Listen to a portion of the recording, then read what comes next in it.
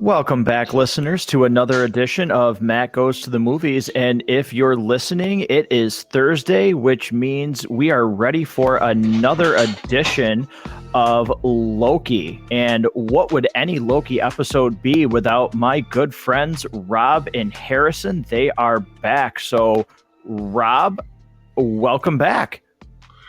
Thank you. Kind of wild this week what we have to talk about.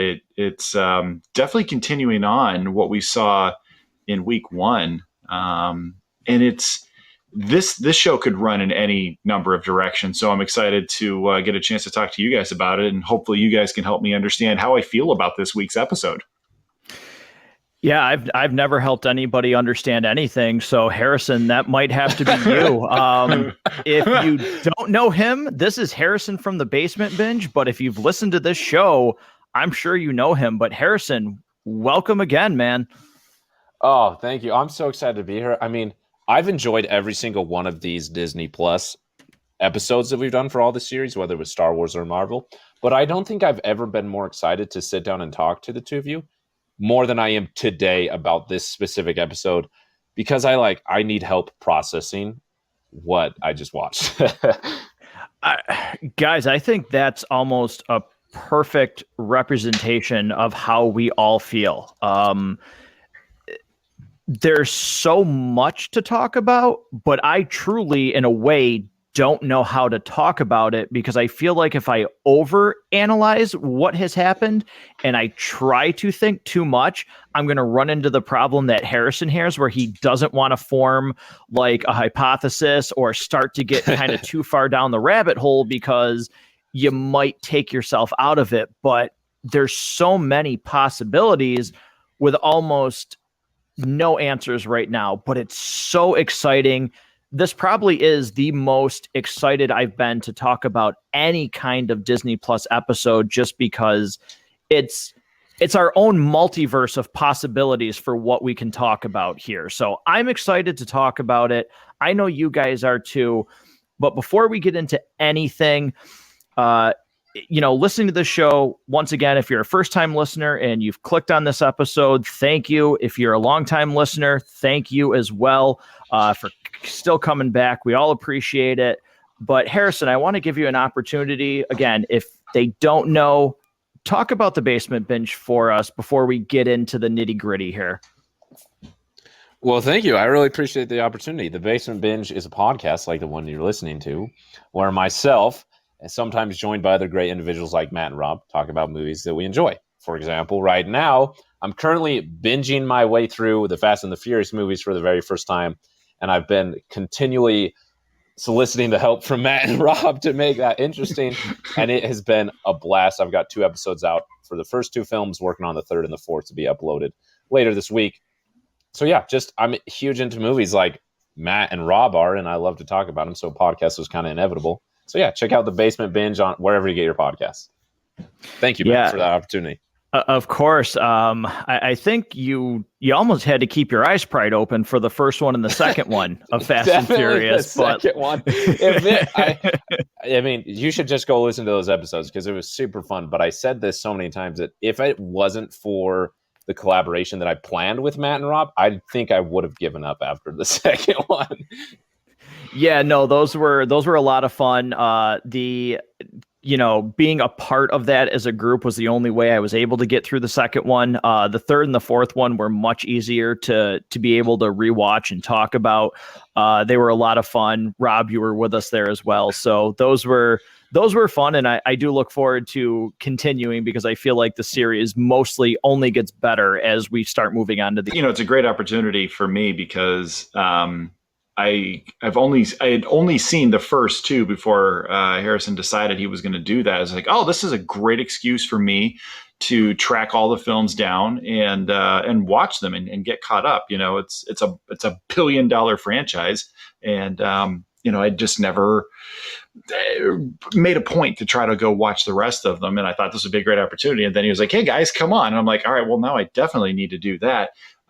Would you believe that some of these aren't even available streaming, which is crazy to me? There's a franchise this big. Not every single one of these films is available in one convenient streaming package, which is or on one convenient streaming platform. It's unbelievable to me that that's a thing. How does somebody not just buy the rights to all of this? Yeah, that was weird to me that, you do have to do some legwork here to find these movies, but we appreciate Harrison letting us be a part of that because it's been super fun so far. Looking forward to the next episodes that we'll be doing. So again, Harrison, thank you for letting us be a part of that. And for the Basement Binge, all of the show notes, we're here to talk about Loki. So let's get into Loki with our 2-minute warning. And Harrison, I'm going to let you go first. Spoiler free, your initial reactions to this episode.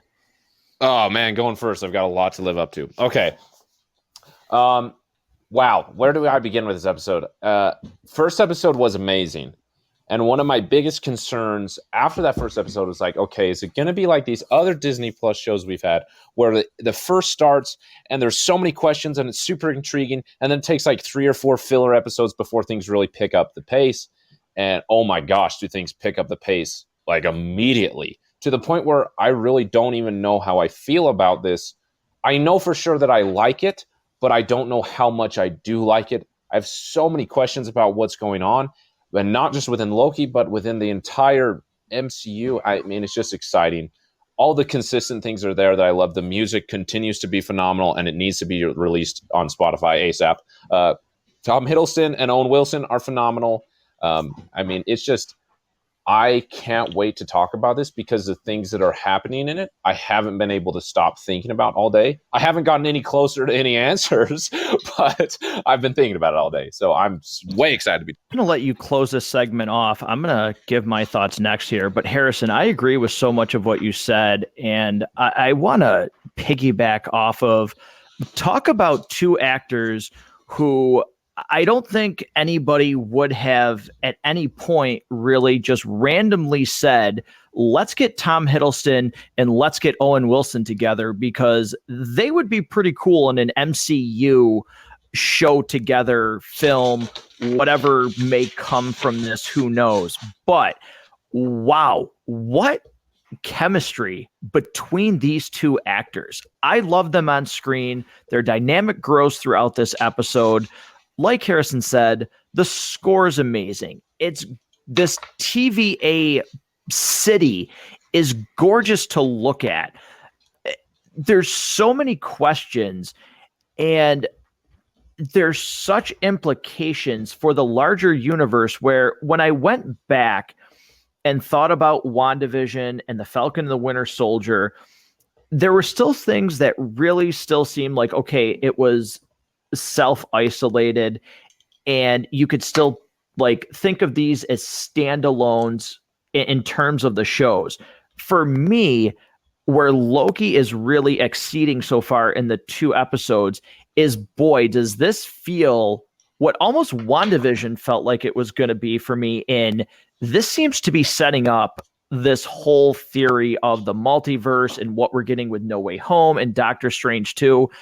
This show feels like it's going to blow this thing wide open. It feels so grand in this little Disney Plus show scheme of things that I am so intrigued by where this is going. So that's my thoughts on where this episode left me. Looking at what we'll get in 3, 4, 5, and 6, because correct me if I'm wrong, guys, we're only getting 6 episodes of this show, right? I think I've got that right. Yeah, don't rub it in. Yeah, I know. And that's like, okay, so we're 2 episodes in. We're a third of the way through this series. That sucks. Like, I want more of this. If I told you, if we sit down at the end of this and we do our season finale, potentially series finale recap show, and we've either gotten Mephisto on screen, we've gotten Kang on screen, we've gotten something completely different. I mean, is there literally anything you could think of that you go, nah, there's no way that happens? Like, everything is on the table for this. Almost anything could possibly happen. They can use this time travel mechanic to revisit almost any point of the MCU that we've seen so far. I mean, who the hell knows what is in store at this point? Because they've set it up that they can do anything, and it will make sense. I gotta say, you guys praise the music, and you're absolutely spot on. I want to take another second to just praise the overall production design. I mean, I just cannot get enough of like that old school, like 50s era tech that's thrown like hundreds of years into the future.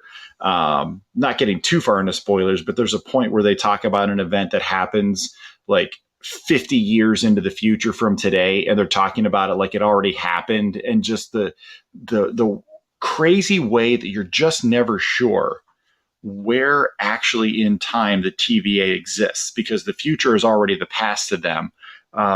You get the impression that Owen Wilson's character Mobius has lived a very long time.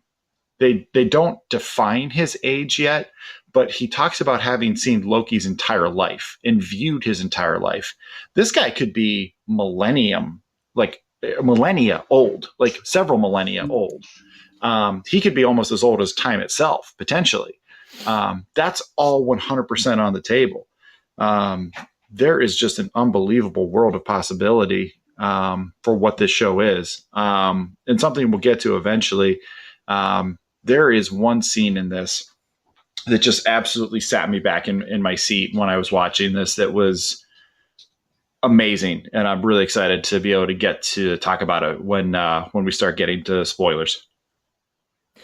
Yeah, all really great stuff, and again, it's so exciting to think about the possibilities, because there's so much going on here, with little said in certain aspects. A few words go a long way in this episode, so that is the 2-minute warning portion of this episode, though. So if you have not at this time seen this episode, this is where you would pause. We don't want to have you spoiled to anything that you don't want to know about yet. So, forewarning, we're going to get into spoilers starting right now. And one of those spoilers is Loki is at the beginning of this episode working with the TVA. He's like fully involved in it, which a little bit of, okay, how long has this been going on since the last episode? Does it really just kind of like pick up right where the other one ends? Has he been doing this for a week or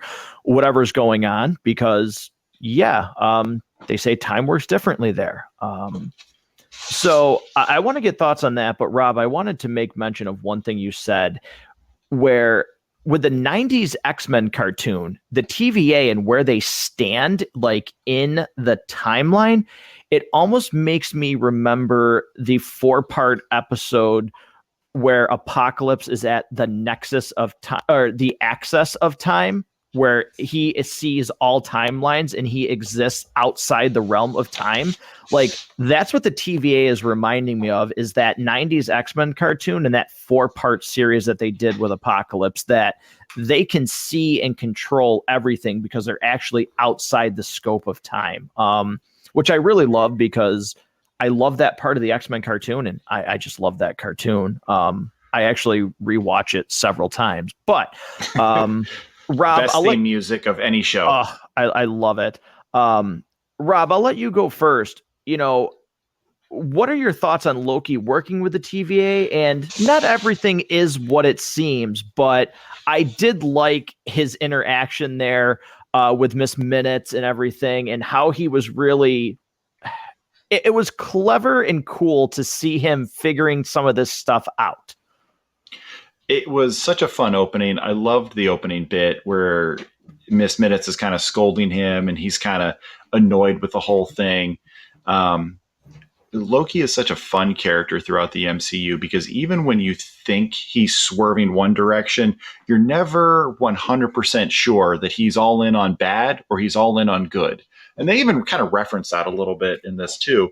But I'm not 100% certain, as he's talking to any character, that he's actually being genuine in his interaction. When he's playing along with the TVA, is he actually going along with the plan, or is he have an ulterior motive?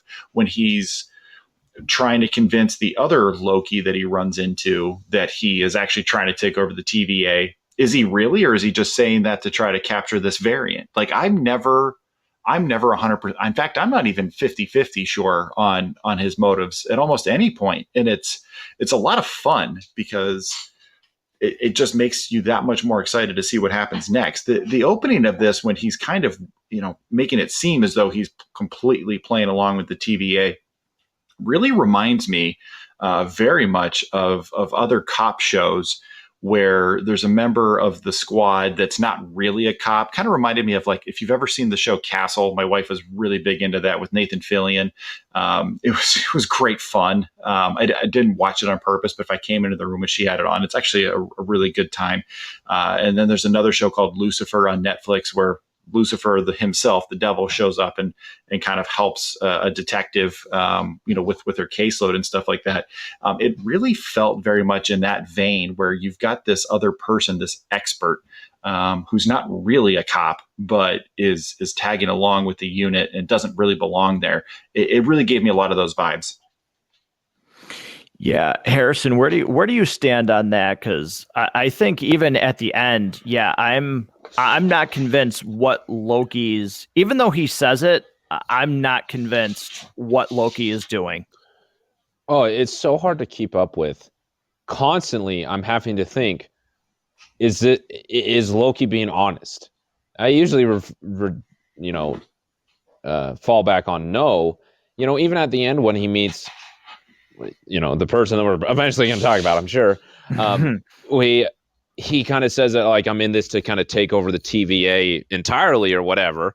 And I was like, well, is that actually what he wants to do? Or is he just trying to manipulate this person? Like, I don't think he's the type of person to just go out there and reveal himself to somebody he's literally just met. That doesn't seem like him. And so everything he's doing, it makes a whole show interesting because you have to doubt everything. And it's way fun. But I also want to comment on kind of what some of the things that Rob said. The beginning when Mobius and Loki are figuring this whole out together was just so fun. I mean, the editing, the acting, all of it in that moment was just like building up like this energetic fun that almost reminded me a little bit of Psych. If any of you ever watched that show, kind of like what Rob just said, where like this outsider is the most exciting part of like the police force, so to speak, and it's a blast to watch that. I really, really enjoyed watching that. And I'm glad that we're getting that type of stuff, that it's not just like, I don't know, just pedal to the metal action, so to speak.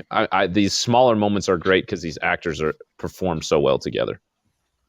Yeah. And, not just Loki, where, okay, what is he really doing? Even Mobius in this gives you a certain level of, well, what's he really doing? Because part of him seems like he's actually really interested in Loki, and maybe, okay, I've seen a version of you be somewhat good, and I think there's another part, I think this one wants to be good. But then there's also the line where he says, maybe I see a little kid, and I might be messing this up a little, but who's cold and I feel sorry for him. Or maybe I'll just tell you whatever you want to hear so that I get what I want. And it's like, yeah, which is it? Like, do you actually really want to see him? Maybe, do you think he can find redemption? Do you care? Are you using Loki like Loki seems to maybe be using you? Like, there's so much question, but it's exciting because the actors, they play this so well. They really do feed off of each other like unbelievable. And, one of those scenes too in question is when the first mission gets screwed up and Mobius is in the chambers and he comes back out of the door and Loki's like a little kid, like almost begging his parents' forgiveness, which could be it's like a ploy, but just, well, what I was doing there was to show you that, like, you should expect the expected with Loki. And of course I was going to do this. And that's what I mean. So we should do this. And it's just like, wow, like seeing this version of Loki is so fun to see him switch throughout this episode of, oof, I need to fall in line, or, well, I'm just trying to control this place anyway. So it's just been amazing. But as the episode goes on, you start to see, okay, well, they're stealing, this Loki variant, which, by the way, super funny seeing, Hulk Loki. That was a lot of fun, and those different, the other variants that they've seen throughout the timeline. But the shape starts to take form of, okay, well, why are they, like, what is the goal? Why is this variant taking so many, like, restart charges? And there's theories, but man, I still don't know. And some of the events that take place when Loki discovers where this person would be, which was super fun, there's some pretty significant places that are referenced that are getting a restart. So, Harrison, I'll let you go first. Where is your mind going with some of this stuff, man? Like, that's as simple as and as complicated as I can put it, because I don't know that I have an answer. Let me crap! calm down my brain because neither do I. Yeah, as you say, let me calm down my brain and condense my thoughts into a sentence here. I have no idea. Okay, in all honesty, I think that you kind of said this in your 2 cents, that I predicted when WandaVision started. I even said in a review somewhere that instead of the line that the WandaVision was going to be like House of M, but instead of the line "No more mutants," we were going to get the multiverse. I was so wrong, and I'm glad I was. But I think that this is definitely the case that it's going in. And I saw this article. I wish I would have had time to read it beforehand, but I just saw the headline that said something along the lines of time travel in the MCU is totally a mess and it's perfect, or something like that. Something along those lines, that like clearly time travel, the timeline, understanding of all the stuff involving time is a disaster and it's super messy and none of it makes any sense. And that's like one of the best things about this show. And again, I kind of go back to what I said last episode. I think that this episode and being able to have 6 weeks for this chaos to settle in our brains and to be okay with it is, and these bigger ideas and these kind of over seen beings like the Timekeepers is going to be a great introduction into Eternals and the Multiverse of Madness and all the other things we see coming in the MCU. So whether it's from like an actual plot setup thing to a just audience adjustment thing, I think that it's preparing us for things to come. I don't have any guesses what those are, except for I'm continually intrigued with what we talked about, all the different versions of Loki. Are these different time iterations of Loki? Are these different multiverse, different universe versions of Loki? Is it the same Loki who they've been like the one we're seeing, but later in the future who is just, projecting himself in a bunch of different ways?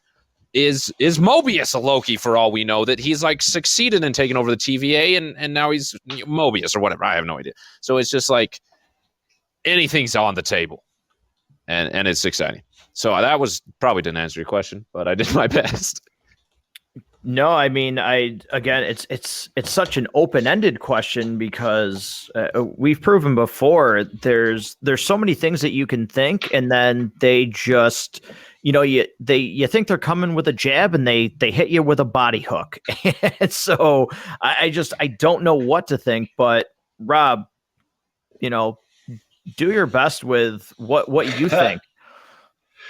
I think Harrison's probably really onto something in that the way that WandaVision was setting things up, the way that this show is setting some things up.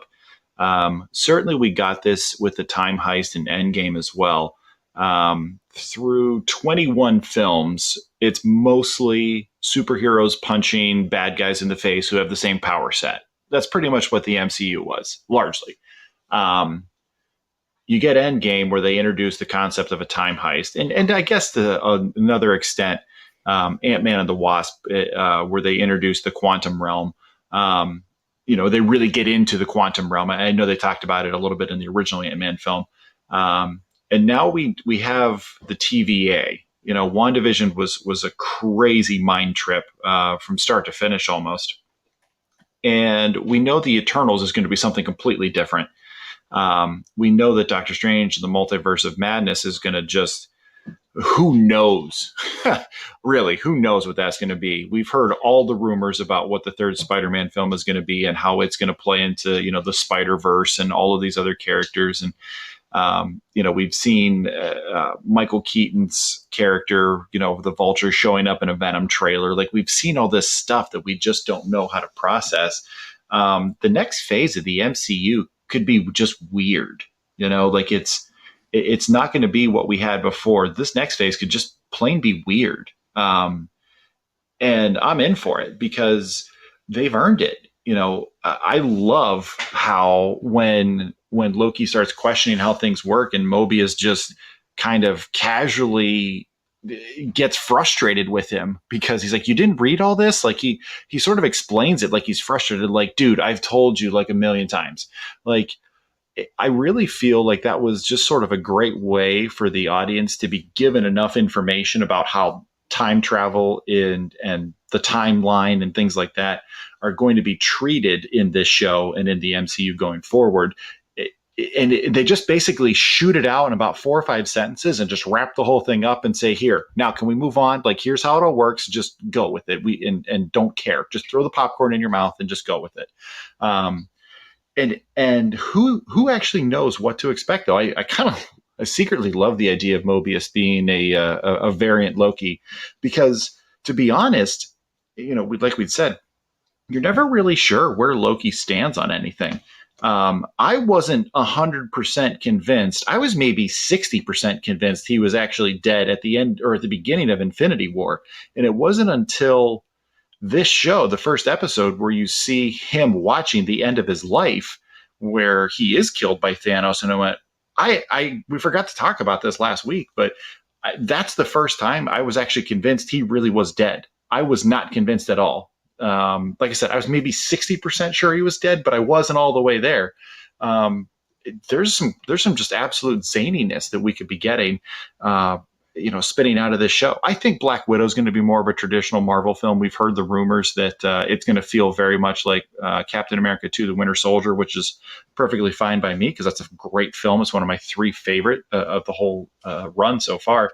And then after that, it could be anything. Yeah, there's certainly so many possibilities. There's certainly a lot of like Easter eggs to certain dialogue that is said. There's certainly a name drop in the end credits that could mean everything and mean nothing.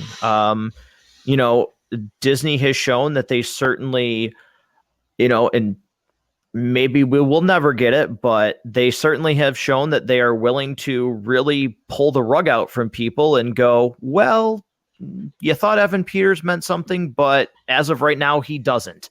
So they've certainly shown a knack for doing things like that. So a lot of this stuff could go nowhere. But again, we've talked about them running the risk of eventually in these shows, I think something major does have to happen, like a villain reveal or something where it can't just always be these shows end with, well, wait 6 months, wait a year, wait 2 years, because then you'll see it in the theater. I think eventually they do have to pull the trigger on certain things in the shows to keep people coming back or to keep people tuning into like new seasons of She-Hulk and Moon Knight and things like that, where if every one of these shows is the same thing of, well, you don't really get anything, it's all just teases, I don't think they can remain successful. But that's a little bit different of a story. So Harrison, I'll let you go first on this next point here.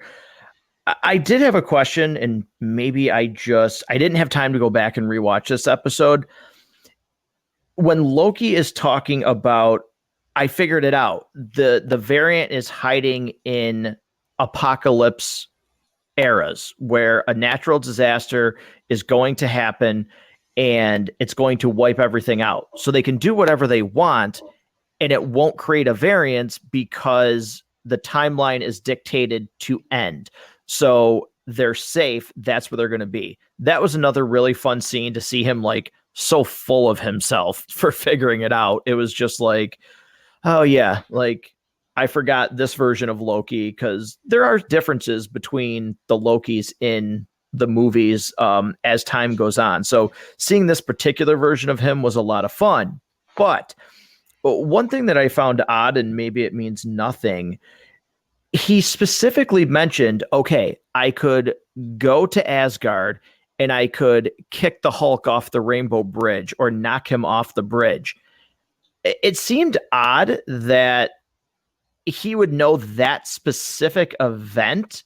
And maybe it's just because they referenced that Hulk was there, but I don't know. I got the impression that maybe he might know a little bit more than he is absolutely leading on to as part of his plan, but I thought that dialogue was a little specific. Maybe I'm looking too much into it. Like, did you find anything odd about that, or am I just like, I don't know, reaching? I mean, about that specifically, yeah. As soon as you said it, I was like, whoa, well, that was extremely specific and relevant to our understanding of the MCU. My first thought, I mean, what you said makes a ton of sense, that maybe he knows more than he's leading on. The way my brain what's the word I'm searching for? Rationalized it was that I think, because there was that moment that was really emotional for him that I thought was a great moment with Tom Hiddleston, where he realized that he causes the destruction of Asgard, and that it was zero variant anomalies or energy, whatever it says, and he's having that moment. I think that he spent a lot more time studying about the end of Asgard or Ragnarok before he went and talked to Mobius. And I think that there was events that probably, like seeing the Hulk there or whatever, whether he knows that exact detail happened or not, I think that he just knows that the Hulk eventually ends up on Asgard. I'm not sure. I think that there's something like, I have to be careful here. And I think that doesn't mean anything more than just like fun for us viewers, but also does mean Loki is a lot more intelligent, and we need to continually remind ourselves like that. Like it's kind of like a two-part thing where it's like, oh, here's a fun Easter egg or a binge point if you listen to the Basement Binge. But also it's just a reminder of how smart Loki really is. That's what I think. Yeah, good point. I mean, it's easy to forget, especially so far in these first two episodes, like how intelligent, and he even says it here, like, I'm 3 steps ahead of you. It's sometimes easy to forget that, yeah, he always does seem to be steps ahead of, his opponent, so to speak. So, Rob, any thoughts on that? I kind of had a similar reaction to you when I saw it. It was very specific for him to have said. And I was trying to understand if that did mean anything or if it just meant nothing. And I was trying to force it to mean something. We'll see, I guess. Again, because time works differently, it makes you wonder. Certainly, the destruction of Asgard had an emotional impact on him. So I think it's very likely that he could have spent days, possibly years even, researching everything he could about it. And that could be where that came from. It's hard to say. Yeah. One of the things that I really do like about this episode is there's so many little tiny Easter eggs, like in this episode, to just ridiculously early things. In one part of it in the library, there's a very visible like 372 in the background of the library, and Thor issue 372 is an appearance of the TVA. And I love this about these shows, that even though these are the things that I'm okay with meaning nothing, but if you know what they're referring to, it's just so fun. It's the, Rob, you've mentioned it. It's the, the Leonardo DiCaprio meme where he's just pointing at the screen like, I know it. I love it.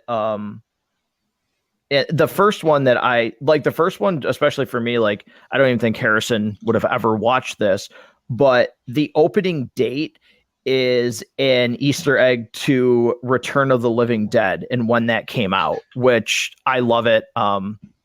Harrison, I don't see why you would ever watch that based on what you've told us about horror movies. You can't stand them. No. But like, oh man. Like, geez, I was 2 years old when that came out, and I swear at 2 years old, I was like begging to go see those kinds of movies. But, but like, to me, that's just like the coolest thing, these little tiny Easter eggs that, again, could not mean anything, but it just shows, these are people that care about this franchise. And for, I'd say 96%, care about the fans that care about this franchise, because there's a lot of little things that they do right. So that's not really anything to do with the grander scheme of things, but Rob, just kind of piggyback off that. Sure. So it's funny you mentioned the opening. There's an additional Easter egg, not just in the year but the location. I found an Easter egg that just even Oshkosh, Wisconsin, besides just being fun to say, is actually it's the birthplace of a key comic designer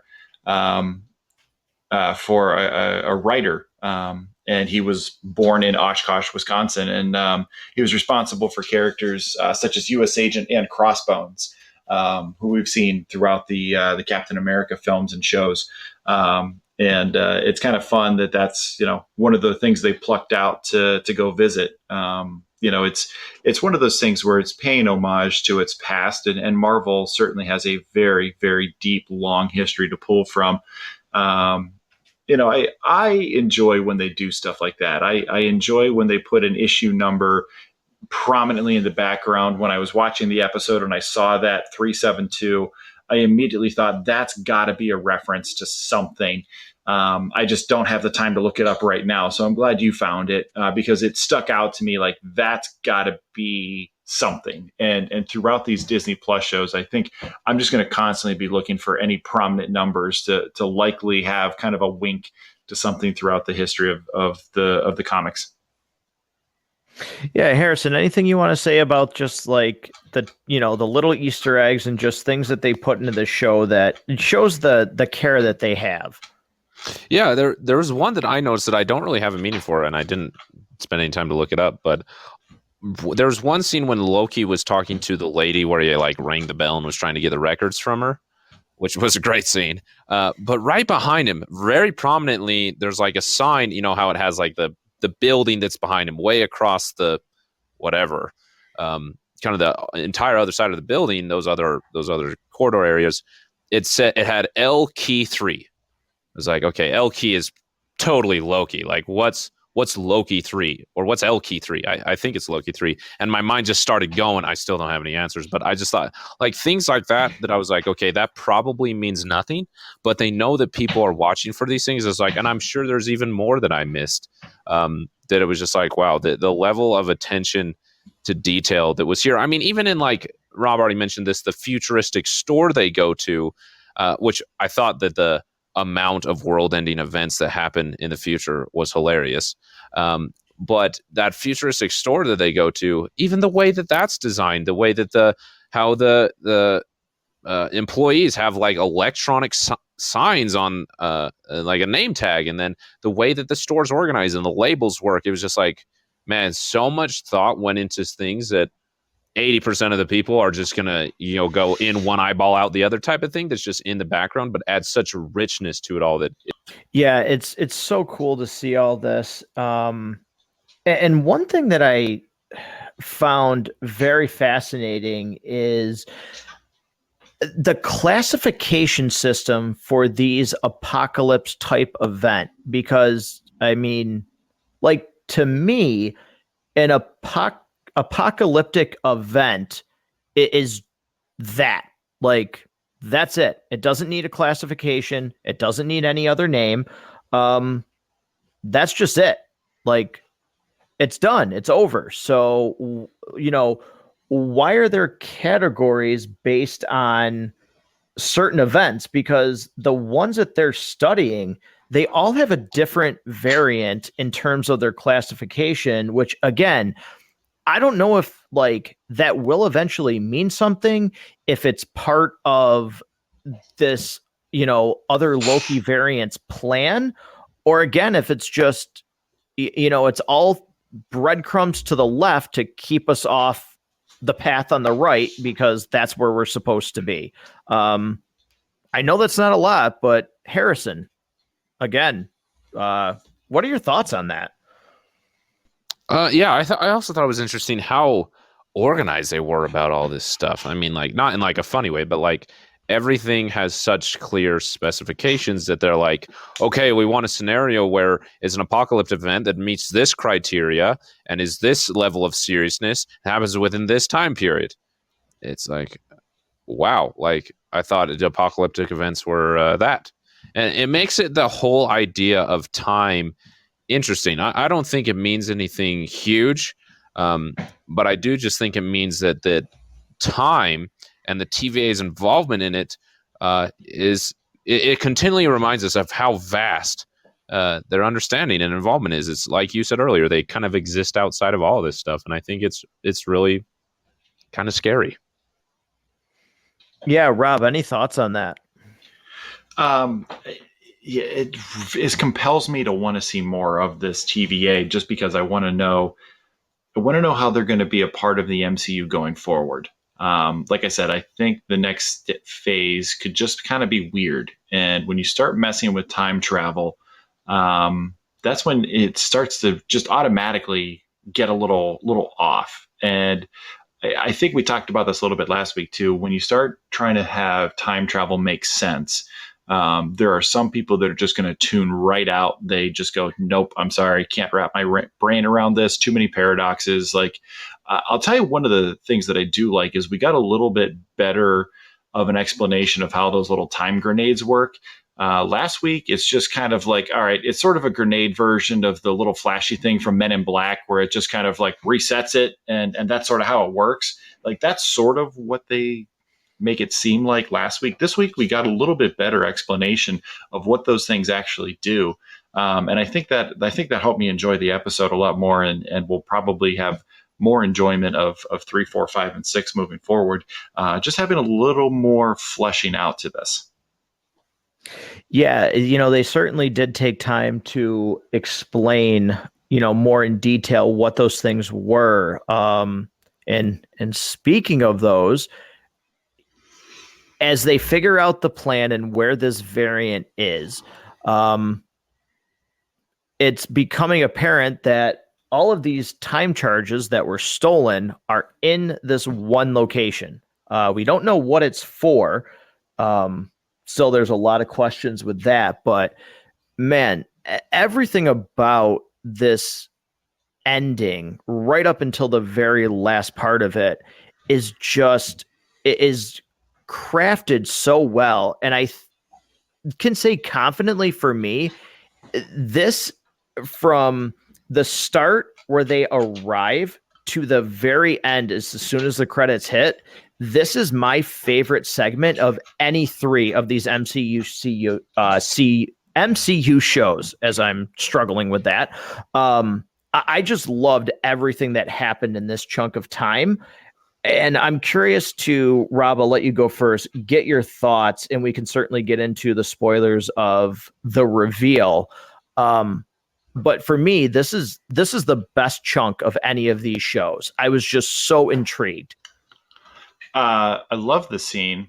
My favorite scene of this episode is actually something we haven't really even talked about yet, but to try to figure out where those time grenades are going.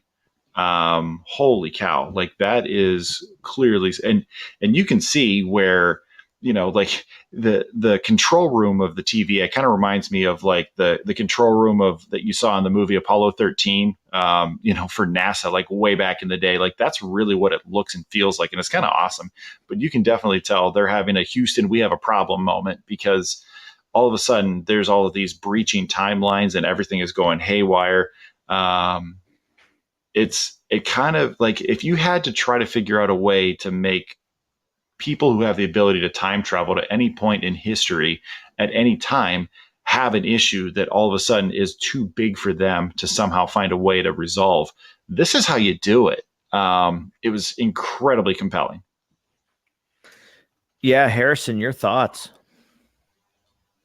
One of my favorite details that I love to see is when we do get back to that, Houston, central base type thing, is it shows the little TV with the timeline, this very sacred timeline, and the time and the branches aren't just from a specific moment forward. Like it feels like the branches have the ability to be in every time period at once. Like it's not like, oh, from this moment on is now branching out all at the same time in a chaotic fashion. And I thought that was a great detail. And it was like, man, I continually have to remind myself what's going on with the TVA because it's a lot. Yeah, and specifically, so before we get into the different branches, because by the end of the episode, we know, what branches these things, where these timeline events are occurring, but we get the reveal of actually, you know what? Sorry. Let me backtrack really quick. Rob, you made mention of a specific scene. I'm going to let you talk about that. What was your favorite scene from this? Because I'm sure Harris and I will have thoughts on it. So, what is this part that you're mentioning? There was the scene where Loki and Mobius are having this incredibly high level existential discussion. It was absolutely riveting to me. They're talking, I mean, so much of the first episode was dealing with things of predetermination and purpose and free will and some of those things. And it appeared that those were going to be themes throughout this. But the entire time they're having that conversation, was so captivating to me. And as soon as that scene was over, I kind of had to pause the episode because I needed to think about it a little bit more. And as I was, kind of waiting to restart my viewing of the episode, immediately I was thinking, this is probably the best scene for me of anything they've done on Disney Plus with the MCU. And then I started to think about it a little bit more, and without really having the chance to think about it too much, this really was among my favorite scenes in the entire MCU. All the films, all the shows, this scene really was some incredible writing, incredible acting. Just really deep stuff that nobody is throwing missiles at one another. There's not an Armageddon event that needs to be stopped. It was just an incredible scene to watch, and something that I think I would probably like skip forward to on rewatches just to take it in. Harrison, I almost don't know what to say to that, so I'm going to let you do it. Yeah, I'm glad that you brought this up because I was going to try and bring it up at some point. That I think the idea of like the lack of free will, if you will. Wow, that sounds very, very redundant. But the lack of an ability that someone has to choose. That if the timekeepers decree it, it happens. Anything outside of that is a variant that needs to be disintegrated through whatever those reset things are. I think, to me, that is like the most classic case of a villain of all time. Like, I think that free will is one of the most important things to like human existence. Like I'm taking this like way outside of the TV show and just kind of talking more personally. I think that agency and free will is one of the most important things in human existence, period. And so immediately when these conversations start to happen, it kind of like hits something within me really deeply that I immediately begin to think about very existentially. And whether I'm right or wrong, what I'm going to plant myself in right now is that I think that it's really showing the evil of the TVA. I think that saying that individuals have no free will, like, well, why do we have an MCU? Like, so you're telling me that Endgame happened just because the timekeeper said so? Like, well, that takes away any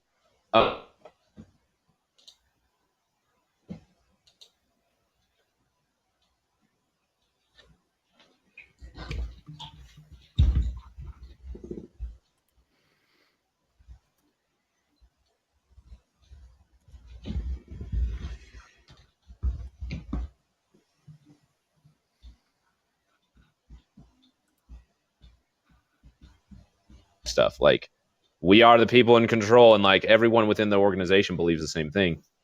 And so that's kind of just what it struck with some beliefs and how they relate to the show. But kind of to get back to what Rob said, I thought that the MCU audience is huge. Like, it is ginormous. We know it's been reported from Disney that Loki was the most watched premiere they've ever had on Disney Plus. People interested in this show, there's a lot of them. And so when you start to talk about time and free will and coming into existence and beings of higher power, that hits a nerve with people outside of the TV show. And whatever your beliefs are or are not, I thought the way that they handled it was extremely well done. That no matter what you think about, if you begin to think about it too much, it's all dumb. Like, it all sounds crazy. Really, it does.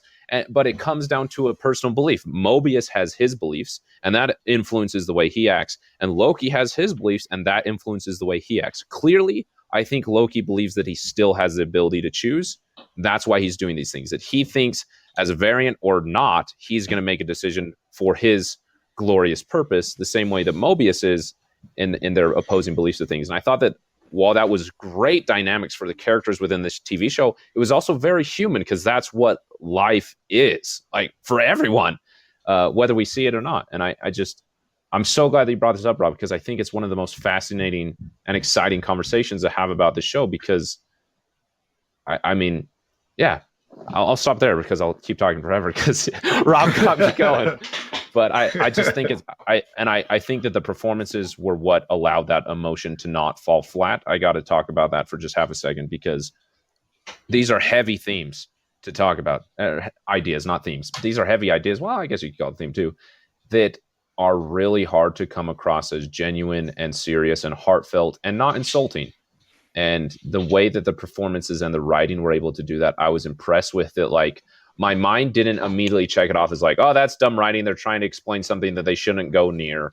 And, whatever, they're wrong, or however you define it. It caused me to look within myself and think about things, which with these type of ideas, that's really hard to do. And I was just very impressed with it. It's dangerous, right? These ideas get very close to things that are dangerous. In Falcon and the Winter Soldier, we had some very strong social ideas about equality, race, how people of different ethnicities perceive the same events differently because of their experiences. And largely, I would say entirely, it was handled in such a way that no matter your personal beliefs or your experiences, you probably came away from that show thinking about things and very impressed with how those ideas were presented. Here, when you start getting into predetermination, when you start getting into anything that revolves around a person's faith, a person's belief systems, a person's spirituality, or lack thereof, you run the risk, if you slide a little too far one way or slide a little too far the other way, you're going to lose people. You're going to alienate people. You're going to have people perceive it as a certain type of propaganda for one form or fashion of the other. And it gets to be really, really challenging to write a scene where you have these ideas and you have two characters talking about them. And it requires high-level writing, and it requires incredibly high-level actors. And we absolutely get that here.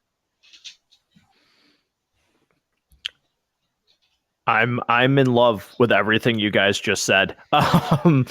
So, one thing that I was thinking of while you guys were talking about this was, I also, now that I'm thinking about it, think it was very interesting too for Loki to be the person that says, so, not exactly, but so it doesn't bother you that you're just doing this because it's decreed. Like, you have no say in what's going on, and you're okay with that, and you're accepting of it. And he's like, well, that's what I believe. And that's, what it is. This is Loki is the same guy who's questioning Mobius about, well, how can you be okay with not having free will and everything is determined for you? this is the same Loki that just a short while ago was having people kneel to him and saying, like, you're meant to be ruled. I'm making decisions. Like, I'm going to make decisions for you. You shouldn't have free will because you don't know what to do with it. So the fact that he's even, to me, questioning somebody about why they would be okay with it was also, to me, an interesting dynamic when it was not too long ago that he was imposing the same thing. It's a great point. I didn't even really think about that. makes it, yeah. It's hard to have to force yourself to go back and remember that this is a Loki from in our current timeline from 9 years ago. Right. Like, go back 9 years and remember how you felt about Loki. Yeah. Like, his character, like, Tom Hiddleston's awesome, but like, he's not a good dude. Like, he's not a good dude. But yeah, he literally was just fighting the Avengers because they showed it. He took a person's eye out. He was going to disintegrate that old man for standing up to him and having free will when he tells him there'll always be men like you. Yeah, just hearing you guys. He murders Coulson, stabs him in the back. Right. Yeah, just hearing you guys articulate the way that you just did just really got me thinking about all of that. And like Harrison said, I think I'll stop there because I probably would just continue to talk about that point. But some great stuff there from you guys. Really, really insightful on that end. So, moving on to the big reveal of this episode is Lady Loki. Boy, again, it's nice that we do this on Thursday and the show is released on Wednesday because, God, my first instinct when these things happen, especially with this now more specifically, good Lord, did I want to like pick up the phone and just be like, okay, guys, do all your talking right now. Like I can't even wait the 16 hours until we record. Like I need now. Like I need thoughts right now. I love that we get, and I'm gonna actually, I've got a nickname for this character, and that I haven't seen anywhere. Maybe someone else is using it. I haven't seen it though. If they are, then I apologize. Loki. Okay. Let's go with Loki. I like Loki. Let's try to get that trending. But I'll tell you what's fascinating about that is it's going to give them options for how they present this character. It's not the Hiddleston Loki. This is a completely different, definitely a different variation on that character. Where did this come from? It's a female version of him.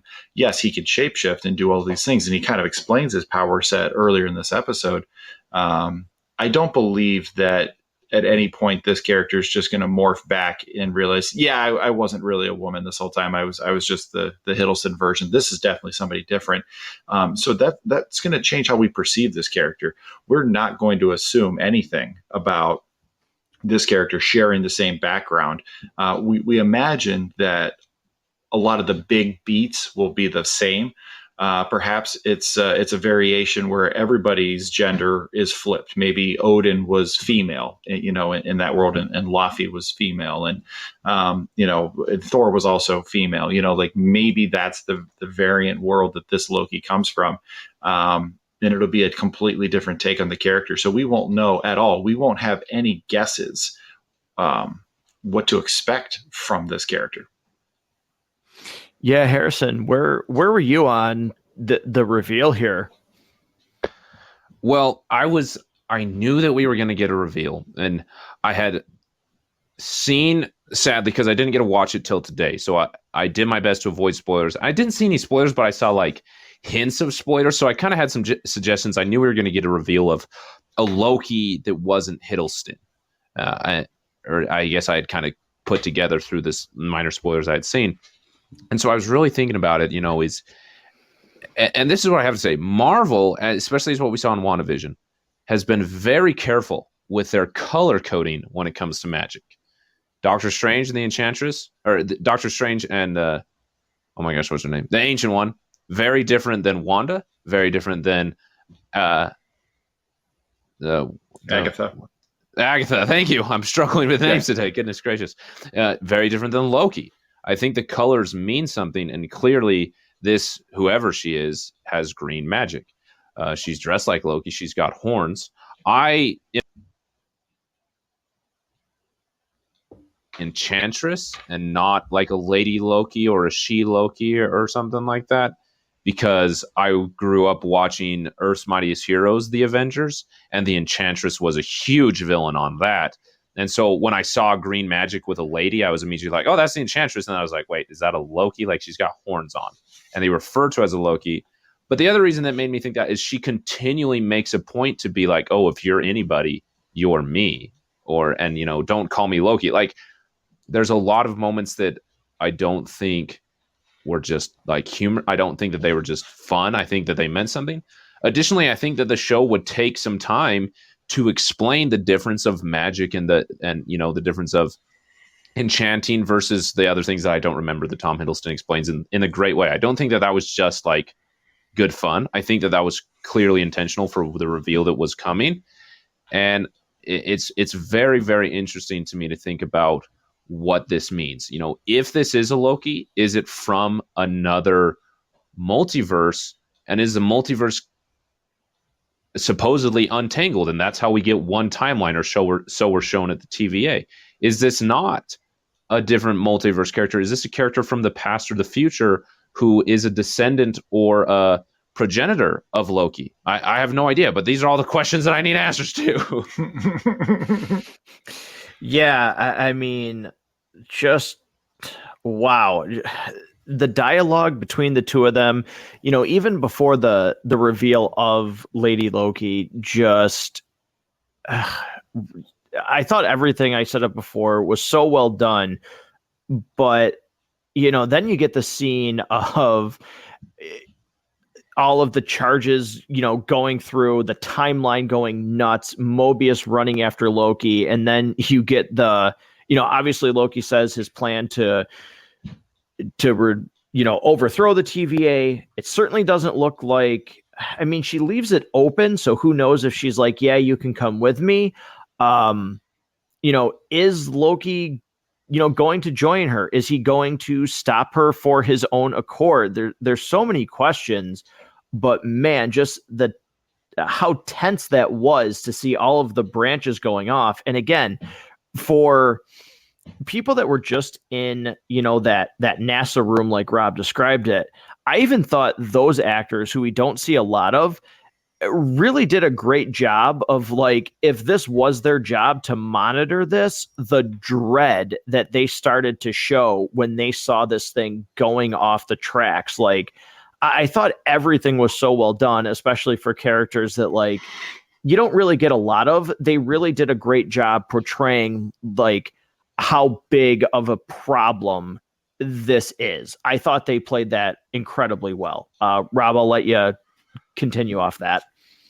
Yeah, a lot of that. It's the side characters. It's everything. It's the direction. Matt, you and I kind of talked about it with the MCU ranking. I mean, when you look at where Marvel has actually missed, like just whiffed, you don't have a lot to point to.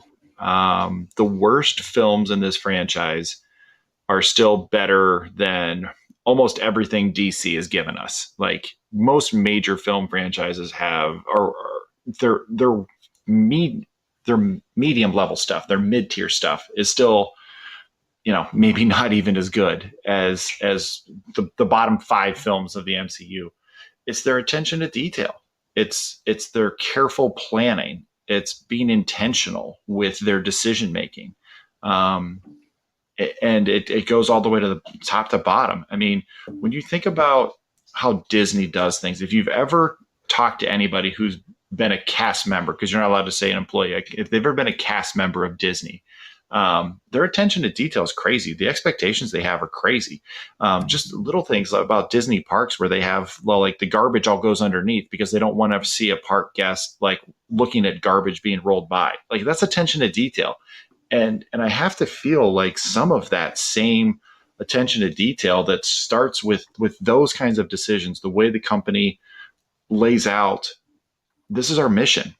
That appears to me to be carrying over into their TV and film. What's the worst Disney movie you can think of? I mean, honestly, like I can't really think of many where I'm like, yeah, that one was kind of a Thor: The dud. Dark World.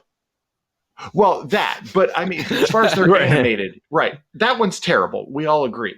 Outside of that, like, what's the worst Disney movie you can think of? Like, you pull up Disney Plus right now. What's the worst film that's on there that isn't Thor: The Dark World? You kind of gotta guess a little bit. Like, you really have to stretch. Like, what's on there that you go, I will never watch that ever again, unless you have like personal reasons for it. It's that attention to detail, and it's that quality. I want to ask you guys real quick. Where do you think Loki and Hiddleston Loki?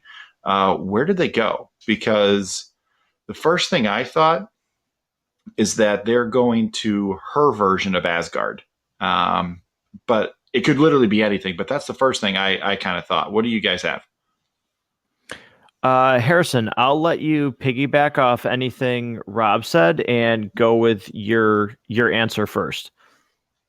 Yeah, I just real briefly wanted to say something that I forgot when we were talking about Lady Loki or whoever she is. I'm going to go with that's my theory, even though I don't make theories. I'm going to go with the Enchantress. I think that but even if it is Lady Loki, that would be really fun that we're getting Mighty Thor, like as in like Lady Thor. I think that would be a cool dynamic going forward in the future. But I totally agree with what Rob talked about, even though I totally interjected and like kind of stole a bit of Rob's thunder with Thor: The Dark World. I would still rewatch that because the side characters, including Loki, make up for the blab that's around everything else. And who is it? Is it? I'm looking at the IMDb here. I think it's Wunmi Mosaku. She plays Hunter B-15, like that main Minuteman who's with Mobius a lot. Yeah. I think that her character is going to be a lot more meaningful than we give her credit. And I hope that the TVA isn't just like a one-off for the series. I hope it continues in the MCU because it looks super duper exciting and it allows for like tons of fun stuff like we've been talking about. But to get to Rob's question, you guys are thinking like 20 steps ahead of me. I feel like I'm Mobius and you guys are Loki because I hadn't even thought about that. Like I was. So off the top of my head, where do I think they went? Somewhere else. I mean, I have no idea. The main thing that I was thinking about is someone as meticulous as it seems like this variant lady would not leave a door open for too long accidentally. That was open for that amount of time purposely. And it's not like she timed it, that she knew Loki was going to wait that long. And it's also like she wasn't surprised that they were coming there. Like, of all places, she hides out in an apocalypse. She's probably hidden in a bunch of them. And of all of them that she knows they're coming to, it's this one, and she's prepared for them there. Like, not like get prepared when they get here, like I'm prepared for them to be here. And then to have it all planned out to the point where I think she planned on Loki going with her. I think that she left that door open on purpose, and that was what I was thinking about, not so much where did they go, but why did she leave it open? Now, I was trying to get some answers, like I do with my behind the scenes looking with IMDb. I have no idea what this means, and I'm breaking my own rule here. But I think it's interesting looking at the episodes that Sophia Di Martino, I think that's her name, that plays the variant, is included in. She's included in 5 episodes, 3 of which she's listed as the variant. The other 2, she's not listed yet as what her character name is. And I think that it's because there's something about her that is going to be revealed that they're definitely keeping a secret. I mean, like, obviously, that wasn't too big deal. But I think that she is going to, particularly the line where she, like, revealed herself and she's like, it's not about you. I think that means more than what I originally thought. Yeah, I'm not sure where they're going. I feel like it has to be significant. They're not just showing up at a random place. I think the next spot they're going has significance to the plan. I would love to see her version of Asgard. That would be really cool, but I honestly, I don't have a guess for where they're going. I think, one of the things that's just really interesting, there's so many things that were interesting, but, let's look at where these branches are. So there is a list of when the branching timeline started. One of them is Vormir. We all know what Vormir is. That's where the Soul Stone is housed. Asgard. Obviously, we know that. Jotunheim. Hala, which is the Kree homeworld, which certainly we know the Kree are a big part of the MCU going forward. Xandar. We've seen that in the MCU. Ego. We saw that in Guardians of the Galaxy 2 with Kurt Russell.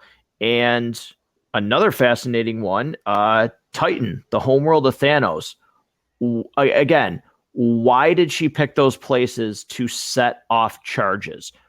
Why would you want to reset Vormir? What would be the point of that? I think there's a lot there, but again, I don't even have the slightest guess as to what they all mean when connected. And I'll jump in here. Said Vormir. Oh, go ahead. Oh no, you first, Rob.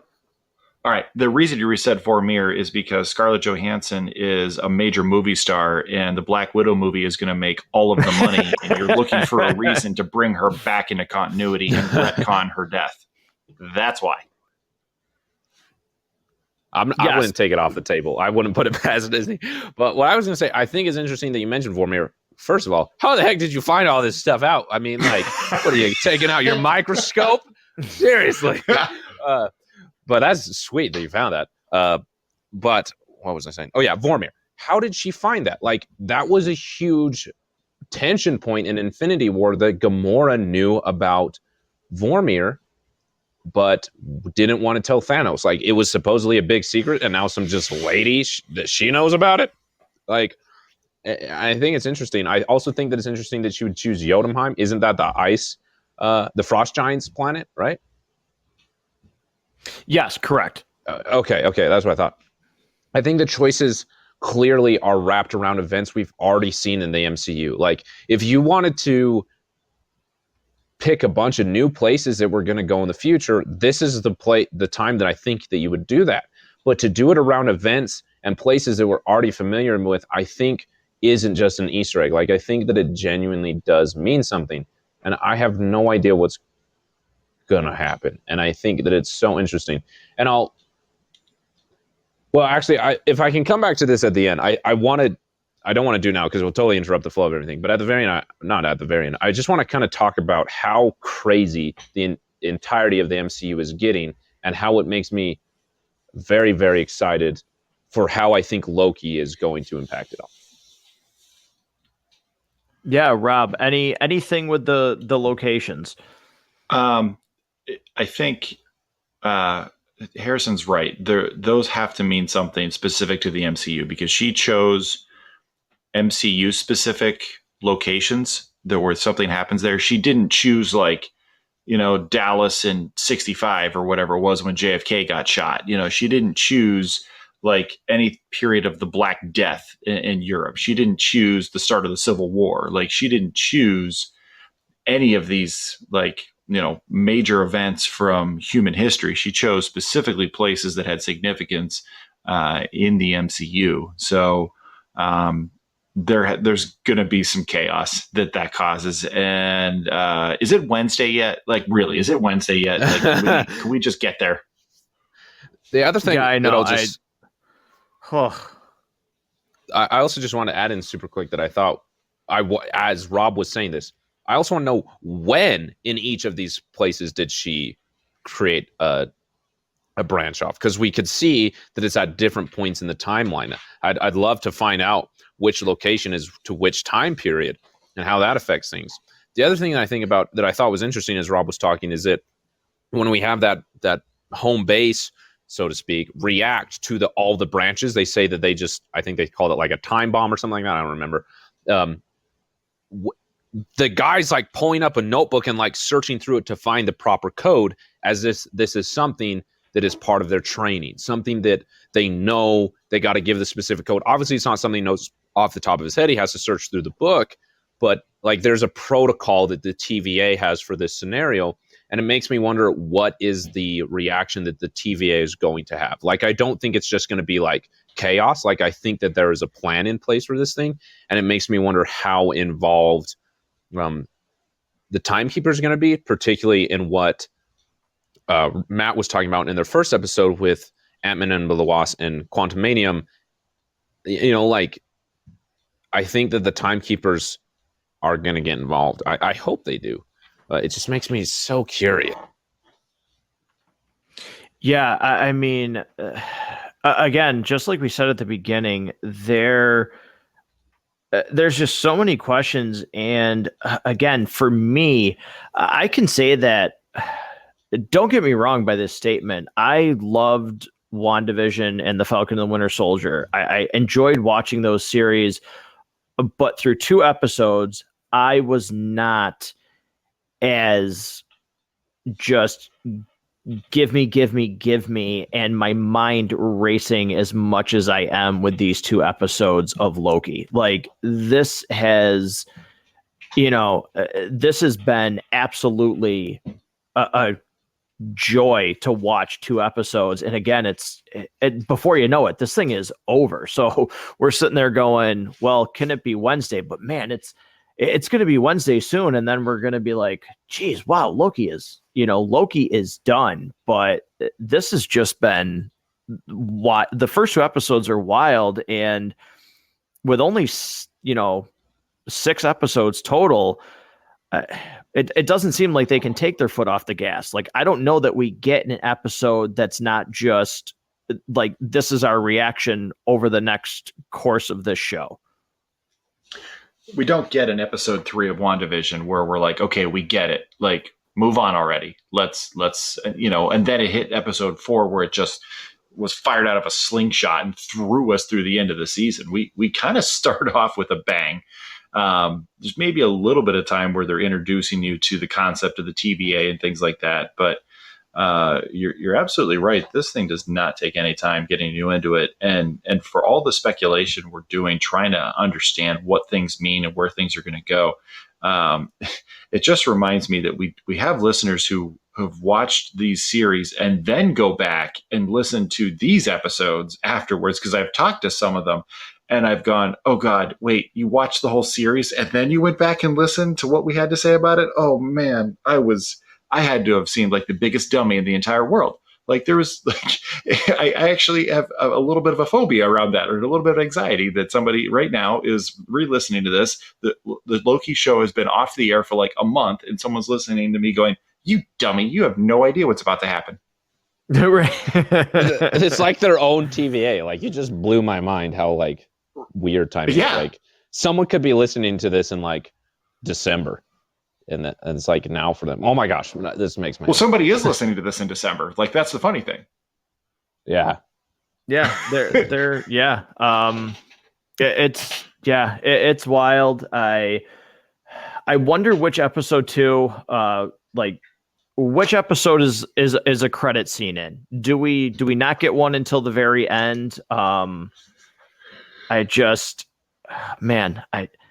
What is the opening scene? What is episode 3's opening scene? Is it, is it the 2 Lokis? Is it Mobius back at headquarters, probably getting his head chewed off because he lost?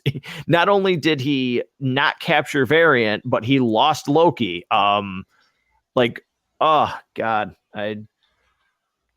I need to go take one of those time stones out of the drawer that they're using as a paperweight. Oh yeah, what about that? Yeah, they've got I was just extras. gonna forget that happened.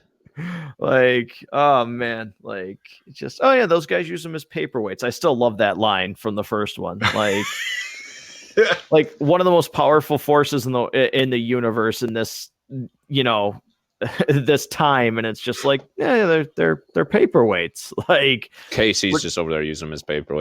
Right, like which goes to show you like how again like how powerful the TVA is, and again it makes me think of where are they, like Rob said, actually in the grand scheme of things. Like how does something that outside of this space can do so much damage like literally be nothing here? Like how much power do you have to wield for those things to be nothing? I just want to know where they find their employees. Like, do you just create an Indeed listing for the TVA? Like, how do you find these people? Like, because you could really pluck somebody from any point of history because it wouldn't matter. Like, you could Right. pull them from 2410 just as easily as you could, 1293, and bring them in. Like the one guy doesn't even know what fish is. Like, where do these people come from? Like, you vaguely see them eating lunch, but outside of that, like, we don't really have any reason to believe that these characters are actually even like human, like Homo sapiens, like we are. Like they could be literally anything. Right. Didn't Like, go ahead. Sorry, Harrison. I was gonna say, weren't Loki and Mobius talking about this? And Loki said something along the lines of like the TVA creative you and everyone, or not the TVA, the Timekeepers created you and everyone in the TVA. I think he said something like that. That like when the Timekeepers came along and organized the timeline, they also created the TVA and all the people within it. Right? Yes, because then Mobius says to him, like, okay, well, who are you? Well, I'm Loki. Well, how were you born? A frost giant.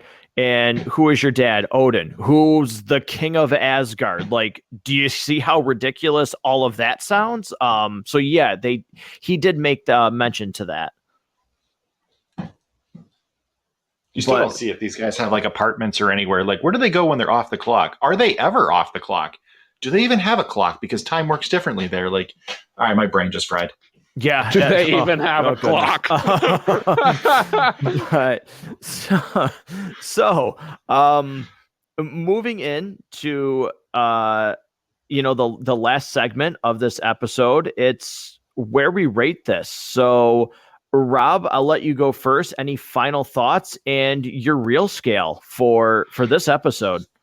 I've got all my final thoughts out. I am somebody that when I'm looking at how critics rate things, and they take a movie that I just completely thoroughly enjoy, and they'll still have to find a way to not give it like a maximum possible rating. Like that's not really how I rate things. If I get an incredible amount of enjoyment, if I don't have any major issues with how something is set up or wish that something would have been done differently, to me that's a max rating. And I'm going 5 reels here because I literally had not one single thing I had put down as a note where I'm like, oh, that kind of sucked. That was dumb, or that scene was pointless, or that piece of dialogue was weird or awkward, or didn't really move the plot forward.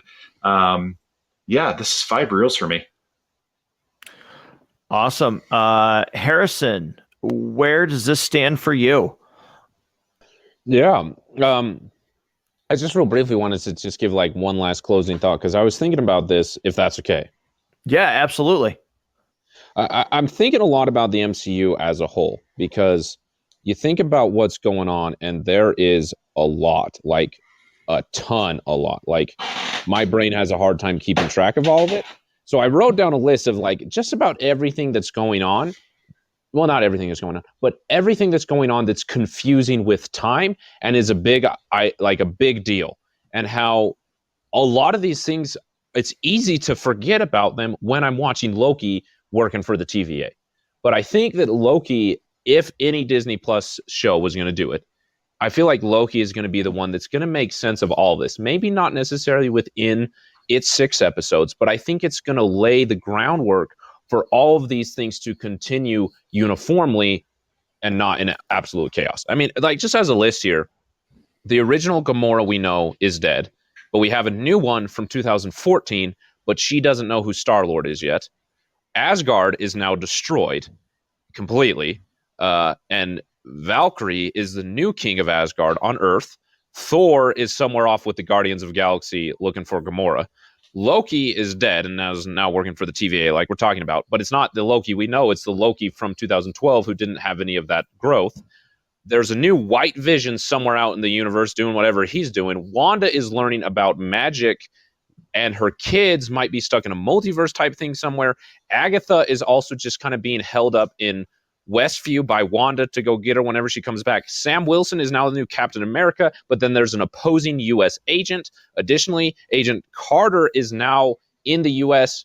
as the power broker and is going to exploit everything within the U.S.'s power. Sword is now working with the Skrulls and is in space, and I forget her name, Monica Rambeau is now Spectrum and has powers, and she's working with Nick Fury and the Skrulls in space. The blip happened and created all the weirdness of people skipping 5 years, and we're going to deal with all that drama in a great court TV show with She-Hulk. I'm still betting on that. The Eternals are getting involved eventually, I'm guessing from the trailer. Doctor Strange is going up against Wanda or working with Wanda in the multiverse. Spider-Man is supposedly going into the multiverse in No Way Home. Additionally, Spider-Man now has to deal with the fallout of J. Jonah Jameson revealing him as Peter Parker. All of that is happening, and all of that has continuity. The next time we watch a Spider-Man movie, not only am I going to deal with the fallout of Spider-Man being revealed as Peter Parker, I'm going to deal with the fallout of everything else that we've been watching. It is easy to forget about Peter Parker and Spider-Man while I'm watching Loki, and I had to sit down for 15 minutes and type all this stuff out. And I think that I was thinking that WandaVision was going to create a multiverse, and that's how all these things were going to happen. But then I really sat down and thought about everything that was going on, and I think that this series and everything is laying the groundwork of, and all the questions we have unanswered, is how all of this is actually going to be able to continue without things falling through the cracks. Now, that's going to be a lot, and it's probably going to fall through the cracks of my brain because there's lots of those. And as it projects, but I think that, I don't know, that was a super long rant that probably didn't mean very much, but I'm fascinated by everything that's going on, and Kevin Feige must have a huge whiteboard behind it all. And I just feel like Loki and the timeline is at the top of it. That's what I envision. So it's one room that's literally, the walls are made of dry erase board. It's all exactly. It's all dry erase board. And Harrison, I hate to call you out. You forgot one major thing too. We're 100% getting Lady Thor. She somehow how does she get Thor's powers? Right. And does the hammer come back? Does Mjolnir come back? We're getting yes, because there's a promo t-shirt out for Thor Love and Thunder that actually shows Jane Foster as Lady Thor. Which, if that is the 100% concept that they're going with, I cannot wait. She looks amazing. And not because it's Natalie Portman, and Natalie Portman looks amazing. It's the detail that they're going to put into this costume is fantastic. So, wow. You also forgot a big one there, Harrison, on top of Lady Thor. Where is Ralph Boner this whole time, and how is he secretly controlling everything? Yes, that is true too. He's one of the 3 timekeepers. He's all 3 at once. He's actually a lizard person. He's 3 lizards in a trench coat stacked on top of each other.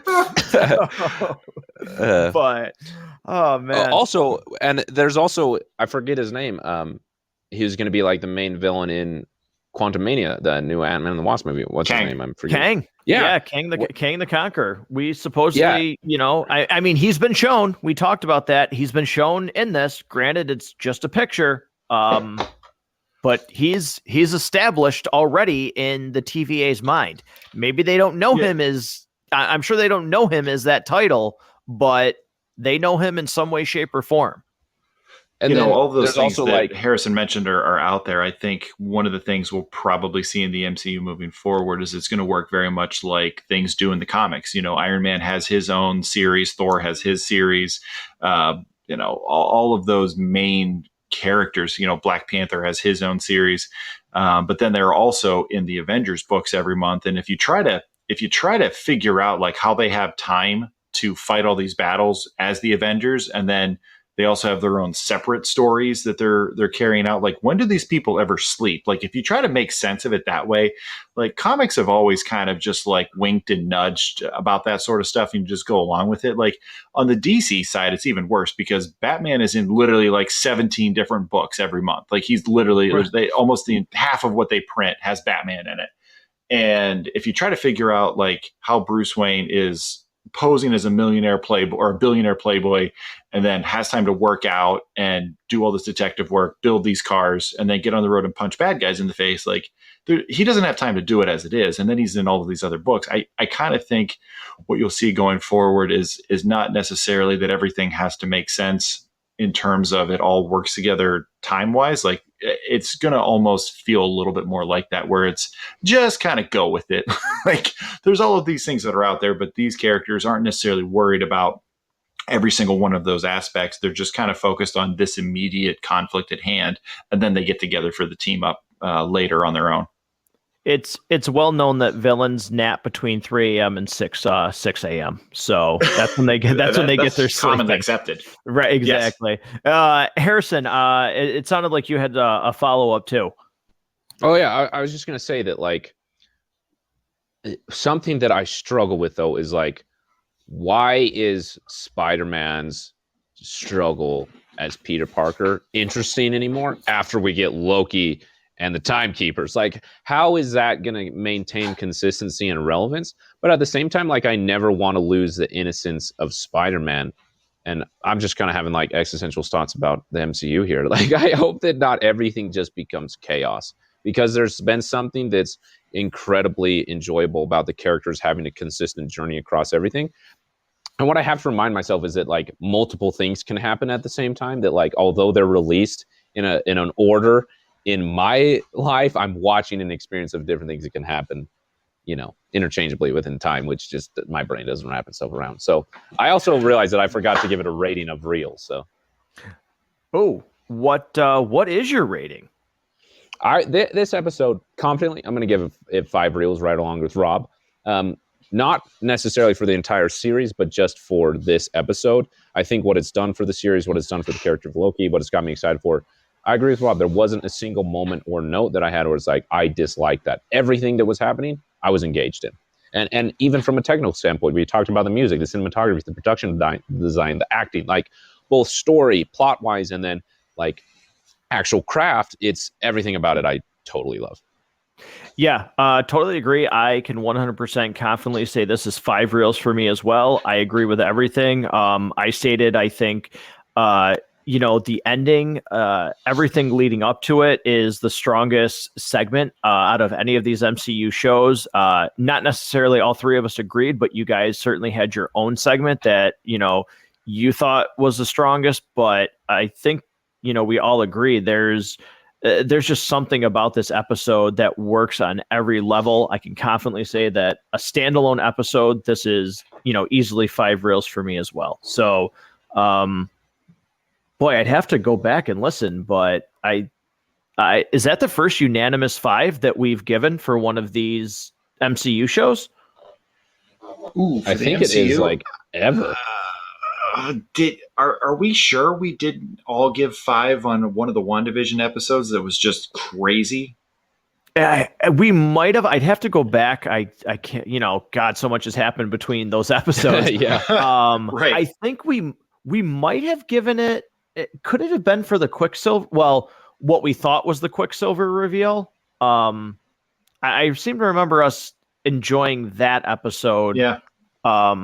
A lot, but I have to go back. But it certainly hasn't happened a lot. Yeah, what I can remember is that, like, every single time I thought I really liked an episode, Rob came in and ruined it. Like, that's what I remember.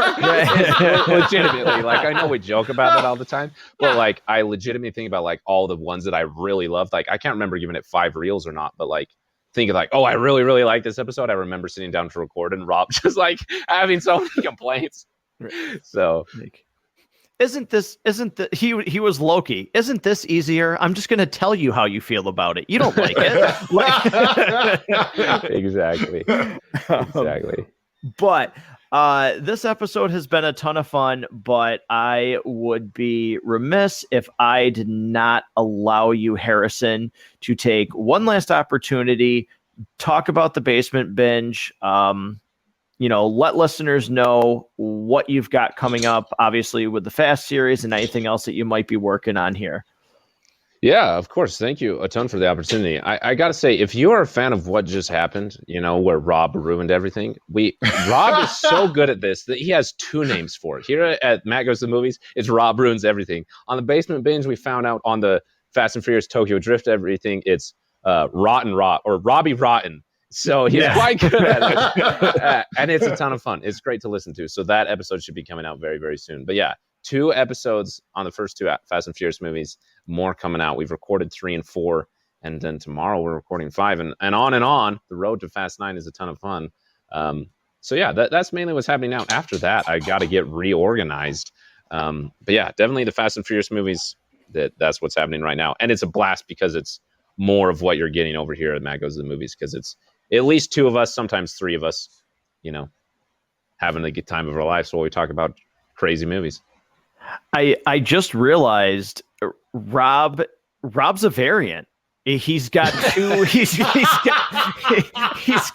over in this timeline with this show, and then his variant is over there with the Basement Binge. So, and both of them are just mischievous creatures.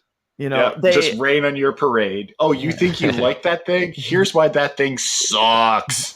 They want to be a good guy. They do, but they just don't. They don't know. Every once in a while, they want to be a good guy, so they'll sit down and watch The Last Jedi, and then they just start all over again. So, oh man.